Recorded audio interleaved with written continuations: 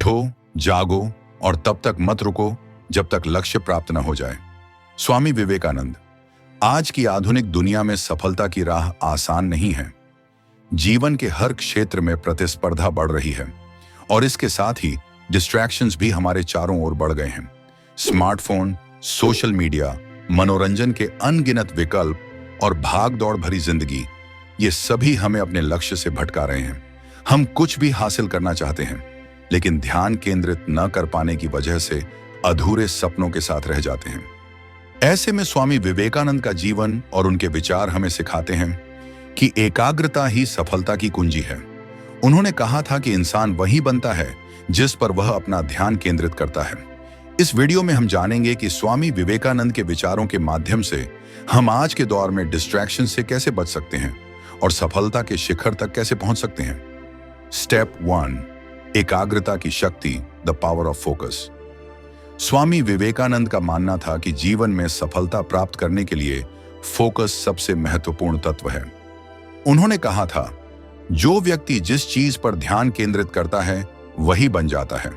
आज के समय में हम मल्टीटास्किंग को सफलता की कुंजी मानते हैं, लेकिन सच्चाई यह है कि हमारी कार्य क्षमता तब बढ़ती है जब हम एक समय में केवल एक ही कार्य पर ध्यान केंद्रित करते हैं।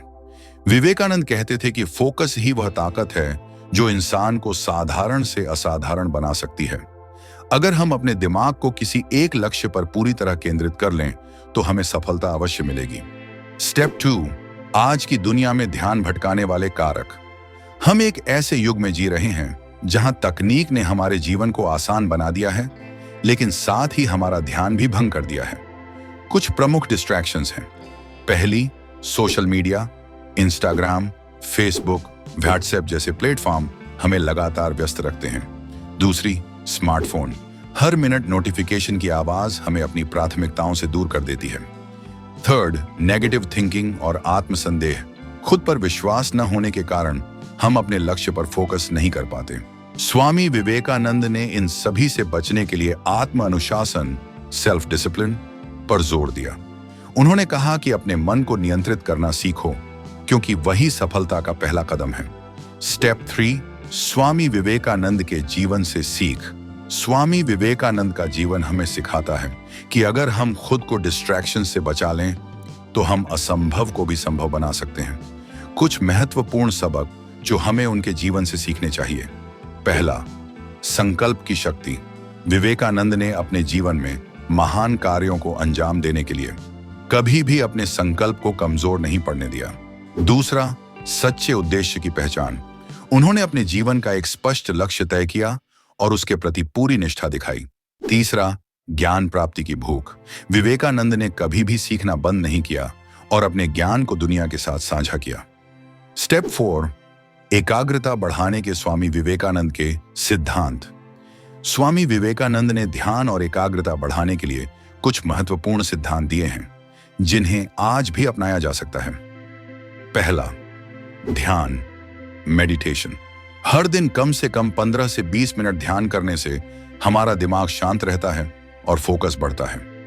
दूसरा, स्पष्ट लक्ष्य निर्धारण, क्लियर गोल सेटिंग। लक्ष्य स्पष्ट और मापने योग्य होना चाहिए ताकि ध्यान भटकने की संभावना कम हो। तीसरा, निरंतर अभ्यास। अभ्यास से मन की शक्ति को विकसित किया जा सकता है। स्टेप 5, फोकस बढ़ाने के 5 व्यावहारिक तरीके। पहला, डिजिटल डिटॉक्स करें। दिन में कुछ घंटे मोबाइल और सोशल मीडिया से दूरी बनाएं। दूसरा, टू डू लिस्ट बनाएं। हर दिन एक लिस्ट तैयार करें और जरूरी कामों को पहले पूरा करें।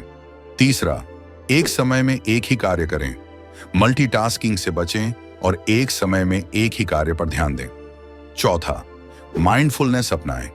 हर काम को पूरी जागरूकता के साथ करें, इससे मन भटकेगा नहीं। पांचवा, अच्छे लोगों की संगति में रहें। सकारात्मक और प्रेरणादायक लोगों के साथ समय बिताएं।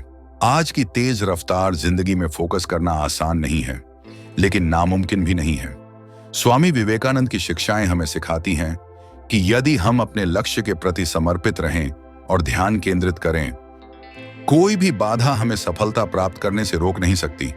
याद रखें, जीवन में सफलता पाने के लिए फोकस सबसे महत्वपूर्ण है। डिस्ट्रैक्शंस को हटा दें और अपने लक्ष्य की ओर बढ़ें। स्वामी विवेकानंद के सिद्धांतों को अपनाएं और अपने जीवन को बेहतर बनाएं। तो आइए आज से ही अपने जीवन में एकाग्रता को अपनाएं और सफलता की ओर पहला कदम बढ़ाएं। उठो, जागो और तब तक मत रुको जब तक लक्ष्य प्राप्त न हो जाए।